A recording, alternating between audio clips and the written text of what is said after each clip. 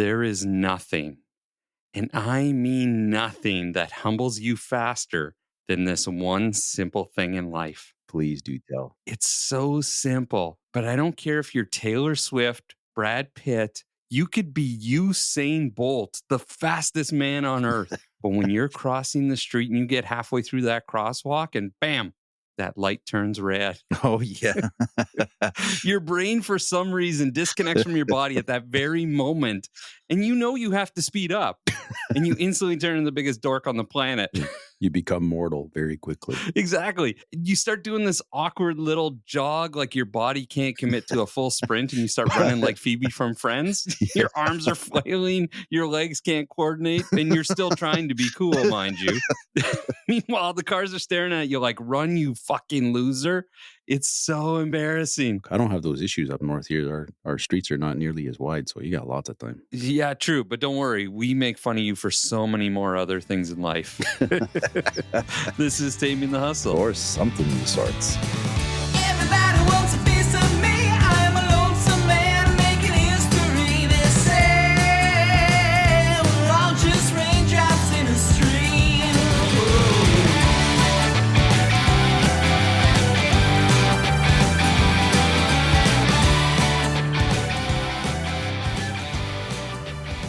Yeah, it doesn't matter. I swear. Like I said, you could be Usain Bolt and he probably still runs funny. It's like you do a little foxtrot trying to get across the street for some reason. I don't know what it is. Pretty hard to just switch into a full-out sprint. Yeah, and it kind of humbles you, I think. I don't know if it humbles you. I think it makes you realize how much of an idiot you look like because you tried to beat that light. Because if you're in that position, you know you're taking a chance. Oh, yeah, for sure. You're like, it's going to fucking turn. Yeah.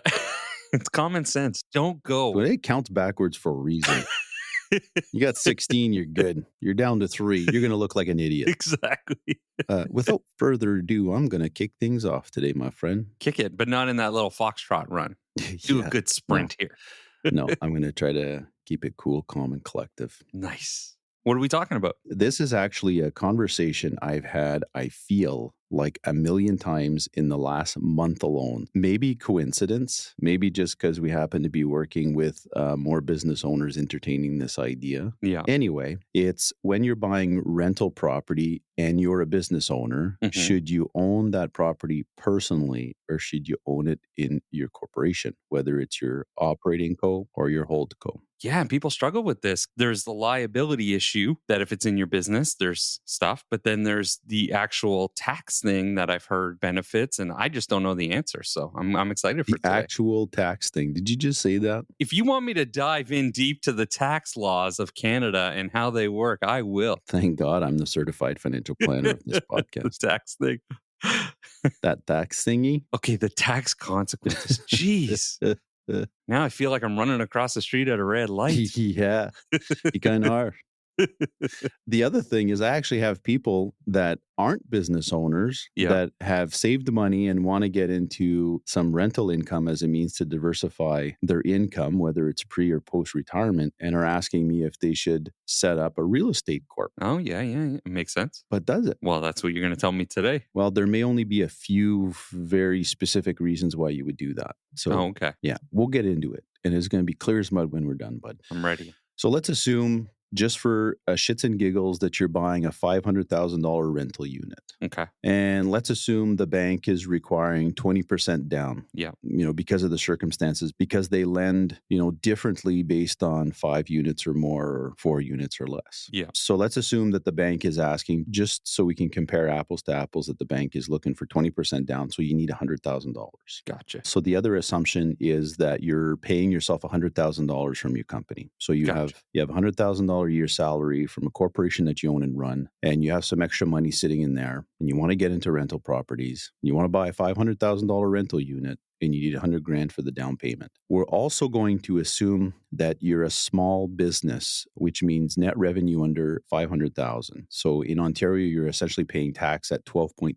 So you've already paid the corporate tax. Yeah. But the reason that's important to note is that as an individual, when you pull that dividend from your company or from your holding company, if the money's sitting there, is that you're not going to qualify for an eligible dividend. So you're going to pay a higher rate of tax on that non-eligible dividend. Gotcha. Having said that, you're tacking on nearly $172,000 of dividends minus the taxes to net $100,000. So now all of a sudden you have taxable income of $272,000. So you're losing $72,000 in income tax that you're going to pay to the CRA right away, which means that 172 is not going to grow, whether it's in a real estate portfolio, whether it's in your investment portfolio with us. You're losing that gross capital appreciation on that investment. So you're essentially forfeiting all the future growth on that 172,000. That is gross. It's gross.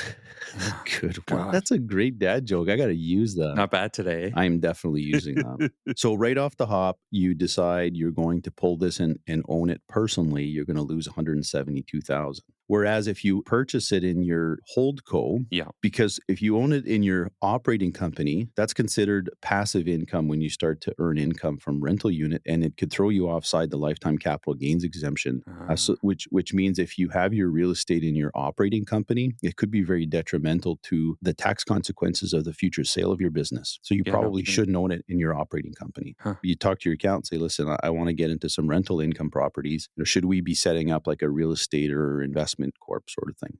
So then we just move that cash to the sister company from your operating company to the real estate corp, and then you buy the property from there. The benefit there is you now only have to use up 100,000. So you still have 72,000 sitting in your corp. Gotcha. But the huge downfall, like I mentioned earlier, rental income is considered passive income. Now the CRA treats that as passive income in your corporation to be taxed at the highest marginal tax rate on the first dollar. So whether you're generating $1,000 a month or a year or $1 million a year, you're going to be taxed at 53.53%. Oh, geez. Let's say you're netting $30,000 a year on your rental property. After you've paid your property taxes, your repairs, your maintenance, all of that stuff. You're netting 30,000. Well, you're going to be left with less than 15,000. Oh, geez. Because you're paying more than half in taxes. Yeah, exactly. That hurts. This sets the stage for the teeter-totter calculation of, well, do we forfeit the 172,000 in income tax now to then own it personally? Or do we save the 72,000 income tax and pay the highest marginal tax rate? Because if you were to buy the rental properties personally, you then enjoy the graduated tax rate that individuals enjoy in Canada. So on your rental income as an individual, you're going to be at a graduated tax rate. So let's say in Ontario and you're earning 100,000, your highest marginal tax rate is 31% on that 100 grand. So you're going to pay significantly less. And if you buy it with your spouse, you can do income splitting. So now not only are you paying tax relative to the taxable income that you have in that year, but you can also share that income with your spouse. So if you have a low income spouse, you could be paying 20% tax on that rental income as opposed to 54% in the corporation. Interesting. So it's a bit of a challenge. Yeah, no kidding. Well, recently we actually did a pretty detailed calculation. And within days, we had a meeting with another client who we met with their accountant and their lawyer to figure out the best approach. And it was unanimous that we should hold it in the corporation if the income was earned in the corporation. Because you then lose the 72,000 right off the hop. And although you pay 53.53% tax, it still makes a lot of sense going forward. And the other thing is when you sell, you're not obliged to pull all of that money out personally either. You can just leave it there and start pulling a dividend to help you fund retirement. So you'll still have the same capital gains problems. Like if you sell that property somewhere down the road in the future at 800,000, well, you're still going to have a $300,000 capital gain. When we run the numbers, it still makes sense to leave it in the corp, although you're going to pay 54% tax on the first dollar of rental income. Because that's what really, like, for me, that's a kick in the balls, right? Like I much prefer have it owned personally and then split that with Megan and then for us to enjoy a graduated tax rate. So then we have the ability to control the income we take from our company, right? So if we have really good rental income, we could just drop what we're taking from the corp and just leave it in there. It gives us flexibility. So that leaves me to bring up, well, if you have cash personally, Mm-hmm. so let's say you have $100,000 in cash and you have $100,000 in your corp and you want to get into rental income, Yeah. even if that 100,000 is in your TFSA, it's definitely worth running the numbers with your team of professionals to see if it's worth buying it personally with your $100,000 TFSA and leaving the money in your corp and just investing the corporate money and then just using that for retirement income at some point in the future. And even if you need a little bit of that corporate money, let's say in 2 years from now, you need 10 grand for a family vacation, well, you're pulling $10,000 out as opposed to 100,000, which turns into 172,000. Yeah. Right? It seems like a lot of balls to juggle. Yeah. Well, instead of biting the bullet on such a large amount, you just leave it in there as long as you can. And if you have to pull it out in small chunks, that's fine. That's how I have 2 kids. Yeah. And then you had a vasectomy. Couldn't juggle anymore. So if you have personal money and you have corporate money, you should really do the math. It'll likely make more sense to buy it personally. Gotcha. Okay. And that's what I would do. So the other thing, however, when you're asking about, well, should we set up a corporation for our rental properties when we have personal money? Yes. That kind of answers itself now that we've had this chat, right? Yeah. Why would you lend, quote unquote, lend money to your real estate corp to then have to pay 53.53% tax on the first dollar of rental income? Yeah. You're spending money to potentially make less money. You would make less money because now you have to pay to set up the corp. You have to pay some annual accounting fees, and you're going to pay 53.53% tax, where personally, if you're splitting that with your spouse and you have a lower tax rate, you may be paying only 20 to 40% tax. Yeah. So when would you do this? Well, someone made a good point the other day when I was in a meeting with a client and their professionals is that, well, if there's a really high level of liability, you might want to try to add a layer of complexity to protect yourself. Yeah, It's not a slam dunk. It's not foolproof because at the end of the day, you still own the shares of that corporation. Yeah. Right? So it's not the be all end all. Let's say you own like a sports facility with a swimming pool and a boxing ring and a batting cage, and there's a risk of people getting hurt and suing you. Yeah. And you have a lot of personal assets. You've got a lot of equity in your home and you've got your investments, et cetera, et cetera. You may want to do that to try to add a level of security from the liability risk. Yeah, for sure. But from a tax perspective, it makes no sense at all. So does that clear things up a little bit from that tax thingy? It does. It makes me hate taxes more and more. I come into these things thinking at some point you're going to make me love taxes. You haven't got there yet. We're in our 3rd season. I've yet to love taxes. Well, if we wanted to add a layer of complexity to the conversation, we could dive into eligible dividends. So let's say your business is doing very well and you've got some income above 500,000. Yeah. You now qualify because you're paying a higher rate of tax at the corporate level. The government says, well, we want it to be even. So if you're paying less tax at the corporate level, we want you to pay more tax personally. So at the end result will be the same. Whereas if you're earning more than 500,000, you're going to pay more corporate tax. So we're going to cut you some slack on the dividend. Yeah. So if you're already paying a higher rate of tax at the corporate level because you're earning more than 500,000, then all of a sudden now you qualify for an eligible dividend, which you're going to pay way less tax. So that $100,000 down payment will not be nearly as high as 172 before tax. Yeah. So then it may be more lucrative for you to actually bite the bullet on the down payment and own it personally. So this is why it's crucial that you speak to someone that knows what they're talking about instead of just assuming that you can just do it yourself and expect to come out in the black and just having made all the right decisions. You need to consult someone on this. It's these moments that make me hate Google. Why? Seriously, because I have friends, I have clients, I have acquaintances who will tell me a decision they did. And I'm like, did you consult a lawyer? Did you consult a financial planner, an accountant? Well, no. I Googled it. And I'm like, no. Don't just Google it. People think Google is the answer, and it's not a team of professionals. Yes, you can Google something, and I tell this to my kids, I tell this to my parents, I tell this to myself. When an article comes up on Google and you read it, and it sounds so good and so knowledgeable, but it's written by a bot or it's written by somebody who doesn't have knowledge or is a conspiracy theorist or whatever the case is, and you dive in 2, 3 years, a year, 6 months, doesn't matter, down the road, you end up losing money and you're complaining. Then you go to these professionals and say, can you dig me out of this hole? No, you go to Google and say, how do I get out of this hole? That's exactly it. And the plot thickens. We'll be right back. Life is full of uncertainties, but your financial future doesn't have to be. With the right plan, you can navigate any changes that come your way. Find certainty and peace of mind. Hashtag call René, certified financial planner of St. Cyr and Associates. Okay. I know you guys can't see what I see or hear what I hear, but in that short, tiny break, I watched René go from René the financial planner to Rain Man in seconds.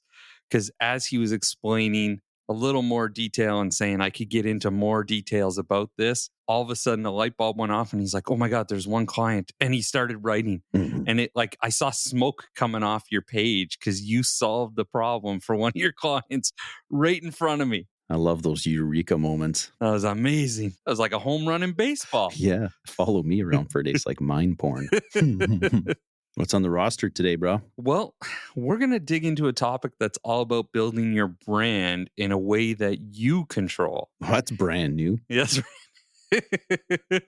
Well, it's brand building on your terms. Sweet. And what I mean by that is choosing platforms and tools that give you full control over your content and presentation, like a website or an email list versus relying solely on social media where you're essentially renting space. Right. Renting versus owning. Exactly. And I want you to think of it like this. Using platforms you control, like a website or your own mailing list, is kind of like owning your home. You decide what it looks like. You set the rules. Nobody's going to change things on you overnight. But with social media, that's more like renting. It's great for reaching people, but you're at the mercy of the ever-changing algorithms, the new policies, and maybe even those random shutdowns we've all seen. There's a lot more vandalism going on. Oh, no kidding. Trash talking. You frickin' trolls, just stay out of the businesses. But here's where I encourage business owners, marketing managers, or whoever in your business does your marketing, is to think outside the box. It's tempting to stick with what's familiar, like social media, but when you're building a brand, consider where you can have the most impact and freedom. And platforms you own are also platforms that can grow and adapt over time. With the right strategy, you're not only strengthening your brand's presence, but you're also building that lasting foundation that supports your goals in the long run. So the question is, how do I put this into action? So let's look at a couple different ways you can build and control your brand's presence on your terms. And I mentioned a minute ago, the first is using your website as your home base. Think of your website as the anchor of your brand, a place that's 100% yours. Here you can design every page to reflect your unique style, your values, your messages. For example, if you're a restaurant, your website can include your menu, reservations, even a blog with recipes or cooking tips. Again, think outside the box. For creative brands, it's where you can showcase your portfolios, testimonials, even behind the scene content. Even color branding, right? Like, because Exactly. you're on social media, someone will share something of yours and they'll put a filter on it or whatever. Yeah. And all of a sudden, your brand is no longer what it once was. Well, and that's the thing. Your website is the first impression customers get, which is why it's so important to make it count. Right, for sure. I agree. I also mentioned this, the email marketing. I know people hate doing this with their business, and I get it. I hate sending out those freaking newsletters and I hate emails. receiving them. Well, and that's the thing. But an email list gives you a way to stay in direct contact with your audience without relying on third-party platforms. And I agree. I hate receiving them when they're bad. But I have some that are good and they're designed well and they give the right information. It's not too much. It's not too little. It's not boring. Yeah. I'm talking about like the pair of Sorel boots you bought in 2016. Exactly. Still looking for these Sorels. Yeah.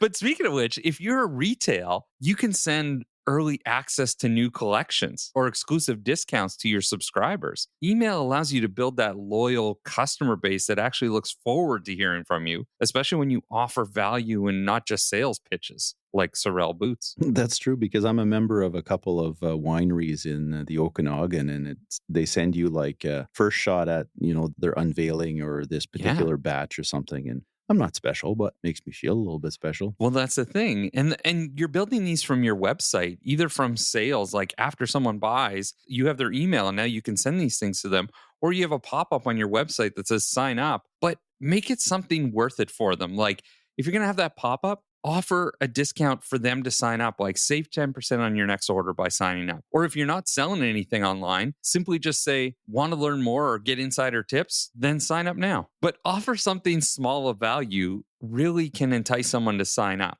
Okay, The last one is a blog or a resource hub for value and search engine optimization. You're speaking gibberish to me now. Exactly. And that's good. If you want to provide extra value or establish yourself as an expert, on your website, consider starting a blog or a resource hub. This could be articles, videos, guides that help solve problems, or just educate your audience. For example, a fitness coach might create a blog with workout tips, nutrition advice, or success stories. Not only does this attract people to the site because search engine optimization, you're putting more text on your website that these little bots can grab so that when I type in, how do I lose my fat belly on Google, it gives your website more chance to pop up. How do we know your information is legit? Well, that you have to prove yourself as an expert. But not only does this stuff attract people to your site, but it also boosts, like I said, the search engine optimization so more potential customers can actually find you. And it's a powerful way to build that authority and trust. Like I said, the more information you're going to put on your website, the more people start to read it and they're going to filter out whether you're full of shit or legit. Full of shit or legit. Yeah. And this is all done on the platform you own. Right? And this works for podcasts too. If you have a story to tell, have a podcast on your website or links on the website to the podcast. All this like intertwined stuff works to give you credibility. And again, on your terms. Did we do that? Yeah, we do. It's genius, huh? I love it. That's why you're in charge here, bud. I try. So think of it as creating a bounce, okay? Using social media to reach people, but always leading them back to the platform you control, right? We do this with our podcast on Instagram. Come to Instagram, you can hear our trailers. We'll give you a couple tips, but come to our website or jump on Spotify to listen to the full content of what we're trying to say. Because when you build on your own terms, you're setting yourself up for that long-term success, not just the quick hit of followers. This allows you to take charge of the platforms you control and give your brand that stable foundation it deserves. And I've said this 1,000 times, that's where the real long-term value lies. Yeah. All of the stable brands that are out there are not built on Instagram or Facebook. No, they use that as a little side hustle. It's a tool. Yep. It's a tool. Exactly. Okay. That's my take on brand building with control. Take charge of your platforms, think outside the box, and let your brand grow in ways that truly reflect your vision. And be patient and be consistent. Don't give up. We'll be right back. Life's most meaningful moments are worth planning for. Family, travel, or simply peace of mind. Let's create a future you can look forward to. No matter where your journey takes you, your dreams are within reach. Hashtag call René of St. Cyr and Associates. And we're back. Thanks for that, Daryl. Yeah, no problem. So, René, today I want us to dive into the wild, unpredictable world of adulting. Yeah, not very good at it. You're barking up the wrong tree on that one. I don't want to grow up. Exactly. I'm a Toys R Us kid.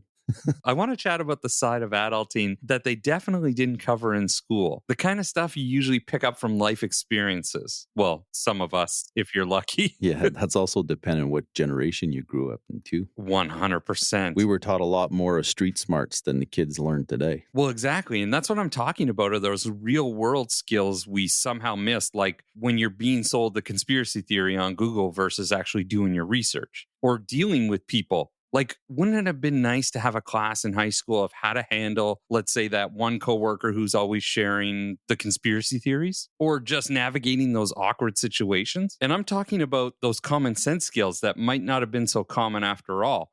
And René, let's be honest. If we had learned some of this stuff a little sooner, life might have felt a whole lot less like an escape room. Yeah. It's funny. It's like that thing on Instagram I sent you yesterday. It says, life has never given me lemons. It's given me anger issues, anxiety, a love for alcohol, and a serious dislike for stupid people. Yeah. And I've been shaking that lemon tree for a long time. Teach me the skills to deal with that shit, and I'm going to be just fine. Well, that's the thing. It's like my wife's a high school teacher. I'm a big believer in if you are a teacher, yes, you're going to teach the content, but you got to give some real world education too, because some teachers literally teach out of a textbook. They're going to teach you the curriculum that the government tells you to teach, and that's it. But you have to give those life skills. And if you don't, that's us as parents. We need to pick up that slack and teach our kids some of these things, right? 100%. And the best teachers that I remember are the ones that were teaching us more than the textbook material. 100%. And the reason I kind of brought this topic up is I was doing a declutter of the people I follow on social media and saying, who can I delete because they don't add value? And I noticed, like, I follow guys like Jefferson Fisher, who teaches you how to talk to people and how to deal with difficult situations. And I'm in my 40s and I watch these videos because he teaches me something. I learn how to deal with certain situations now from a 1-minute Instagram video. So that's why you're more tolerable now. Exactly. Well, and I think to myself, how is it that now I'm in my 40s, I need these different influencers on social media to teach me something that I should have learned a long time ago? Yeah, there's a lot of life skills that they don't teach in the education system, dude. Look at my industry, for example, finances. Yeah. Whether you're the CEO of a large company or you're on ODSP and trying to budget, what they're paying you on a monthly basis to be able to pay rent and buy food, everyone needs to learn how to budget. Like, numbers are an integral part of their day-to-day lives. Oh, 100%. But they don't teach that shit. No. I took a parenting class in high school, and it's apparent. It's apparent. Another dad joke in there. That's good. But yeah, I learned how to carry a bag of sugar around, but I don't think it really prepared me to be a parent. I learned how to change a diaper, which was great, but I'm pretty sure I would have learned that after I got shit on my hands the first time. But teach me some real skills of how to deal with kids when they come home from school and they've been bullied or emotionally breaking down, or they're being little pains in the ass at the grocery store. Yeah. Conflict at work, right? Yeah. Adulting 101 right there.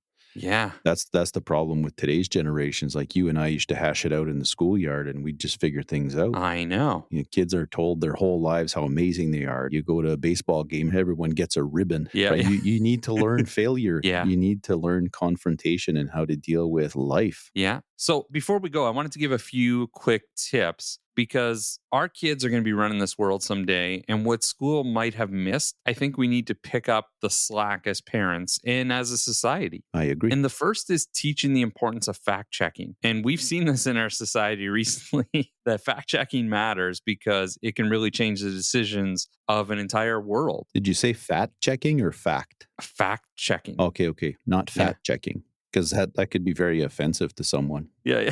But I only fat check if I say, hey, let's do McDonald's tonight. I look down and I'm like, well, maybe not. No, but fact checking. The way to do this, I'm not saying, drill your kids with all this type of information, but encourage kids to question things they see online, especially on social media. Showing them how to dig deeper and recognizing those reliable sources versus unreliable sources or unreliable people is so important. The next is to model good communication and conflict resolution skills. And what I mean by that is give kids tools to express their feelings, set boundaries, and resolve conflicts, exactly what we were talking about a minute ago, without escalating situations. And practice this. Or avoiding them. Yeah. Right? Because in life, you can't avoid conflict. You have to learn to deal with them and resolve them. And practice this at home. Use real life scenarios, like how to respond when someone completely disagrees with you. Like, there's so many times where I'll have a meeting with somebody or just dealing with somebody at a grocery store or whatever. And when I come home, I'll explain those situations to my kids over dinner, like a casual conversation. I'm not drilling this in like a drill sergeant, but I'll explain, I was at the grocery store, and I'll make it funny and relevant. But then I tell them how I kind of brought it back to center and resolved a conflict or an awkward situation when it really didn't have to be, right? Yeah. And then the next day in the news, they see dad fist fighting a senior old lady at the express checkout at the grocery store. She deserved it. And finally, encourage mindful responses. The fuck is that? And by that, I mean, teach kids the power of taking a breath before reacting. Mm-hmm. Good point. We are a society that does not take a breath. We are so emotionally charged with every situation. And a small habit like this can pay off in adulthood. And I learned this from Jefferson Fisher. He's the Gandhi of taking a breath. In these situations, he teaches you how to deal with that, how to deal with these conflicts, how to have that resolution. And it's usually taking a breath, listening, and then responding. And it's crazy how much that can pay off. That goes in all aspects of life too, though. in your relationship, at work. Yeah. You're a leader. Simon Sinek often talks. The right leader will listen first instead of talking first, hearing what the team has to say. Well, now I feel like I shouldn't talk anymore because I should just listen to you. Because Did you not notice you've just fucking went on and on about this topic before I said anything? Clearly you're doing your homework. Yeah. Yeah. And I'm actually I'm doing what I'm learning. Well, and that's the thing. It's like what you said, it goes in every aspect of life. And when you mention work, I watch my kids do homework and get frustrated with it. I'll tell them, stop, take a breath for a moment, recollect yourself, and go back to what you're doing. And more times often than not, it becomes more clear of what you're working on, right? I think of IKEA furniture. You know how many breaths I have to take to finish a freaking coffee table? Yeah. All right. I think it's safe to say we all have a little homework to do, whether it's with your kids or yourself, because adulting is one class that really never ends. Yeah, I agree, man. Regardless of your age, you've got something to learn. After all, isn't the most adulting thing of all just pretending we all know what we're doing? Yeah. Fake it till you make it, man. All right. Thanks for listening. Follow us on Instagram and wherever you're listening to us right now. Share us with your friends, family, or even people you don't like. Maybe they'll become likable after listening to us. I'd say so. Or maybe not. All right. We'll see you all next time. Ciao.